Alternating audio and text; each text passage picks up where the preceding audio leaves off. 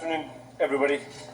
I have, as you can imagine, done a lot of thinking over the last few days, and I am clear that I have to do what's right for my country, Scotland. This isn't easy, and it's not without pain, as I have a genuine friendship with Keir Starmer. But my first priority and my first loyalty is to my country, Scotland. And I am not willing to sacrifice Scotland's NHS, our schools, our communities, our towns, cities, villages and islands to a third decade of an SNP government. That's why the distraction needs to end and the leadership in Downing Street has to change. It is so obvious that we desperately need change in Scotland. And in 3 months' time, the opportunity to get rid of a failing SNP government is one that is too important to be missed. We cannot allow the failures at the heart of Downing Street to mean the failures continue here in Scotland. Because the election in May is not without consequence for the lives of Scots. We have an NHS crisis where too many Scots can't access the treatment they need and when they need it. We have a housing emergency with more than 10,000 Scottish children homeless right now. And we have too many young people not feeling safe at school or on our streets or missing out on the opportunities they deserve. And we have an SNP government that is addicted to secrecy and cover-ups with devastating consequences. That's why I have to be honest about failure wherever I see it. The situation in Downing Street is not good enough. There have been too many mistakes. They promised they were going to be different, but too much has happened. Have there been good things? Of course there have, many of them, but no one knows them and no one can hear them because they're being drowned out. That's why it cannot continue. I am proud to have played my part in removing a Tory government that was doing so much damage to Scotland. And having a Labour government matters. I am proud of my Scottish Labour MPs who did the hard work, persuaded our fellow Scots, ran a historic and successful campaign, and who have spent every day since fighting for Scotland's interests. I'm proud of these Scottish Labour ministers serving at every level of government, delivering for Scotland. I want them to stay in government, because I said right at the start that my first priority and my first loyalty is to my country, Scotland. That's why they must continue to defend and protect Scotland's interests. Keir Starmer is a decent man, and it is no secret that I've always got on well with him, and he has dedicated his life to public service. I have also dedicated myself to public service, and I need to decide what I'm willing to accept and what I'm willing to tolerate. The people of this great country, Scotland, are crying out for competent government, for transparency, for honesty, and for delivery.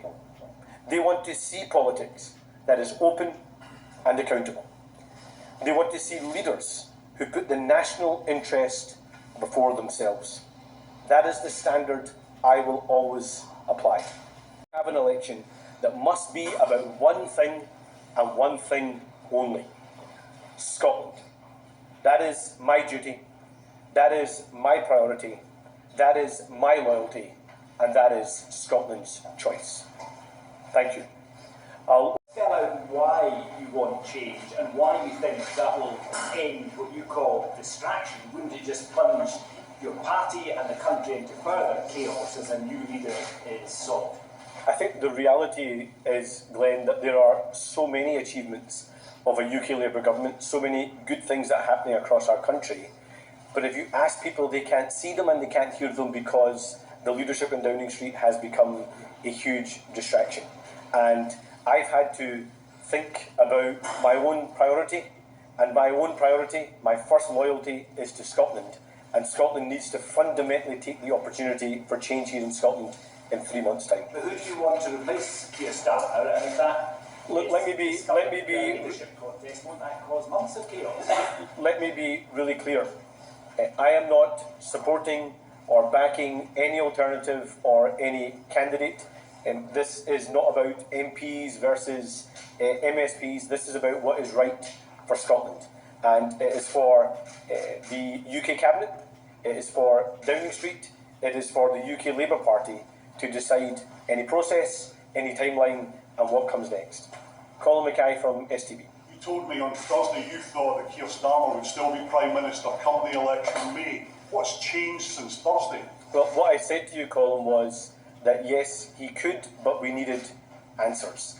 And I think, to be honest, the answers and the issues are much broader now. There have been too many incidences where the wrong judgment calls have been made. There have been too many mistakes, and that is distracting from the vital work of government, and it's also distracting from the big choice that people in Scotland have to make in 3 months' time, and that's why I think it needs to change in Downing Street. Have you told the Prime Minister about this statement before making it? Yes, I spoke to the Prime Minister earlier today, and I think it's safe to say that he and I disagreed. Conor Gillies from Sky.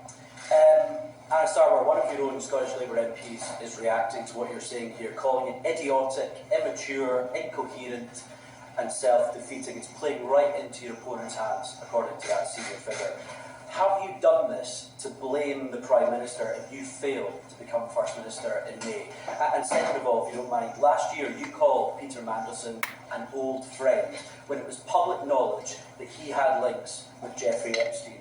How do we take you seriously in cleaning up politics when one of your own Scottish Labour MSPs is best friends with a convicted paedophile? Well, let me first say that the approach of briefings I have always called out. And that's why I'm not taking the approach of briefing, I'm not taking the approach of talking to journalists in private. I'm being upfront and honest about my view and my first priority and my first loyalty being to Scotland.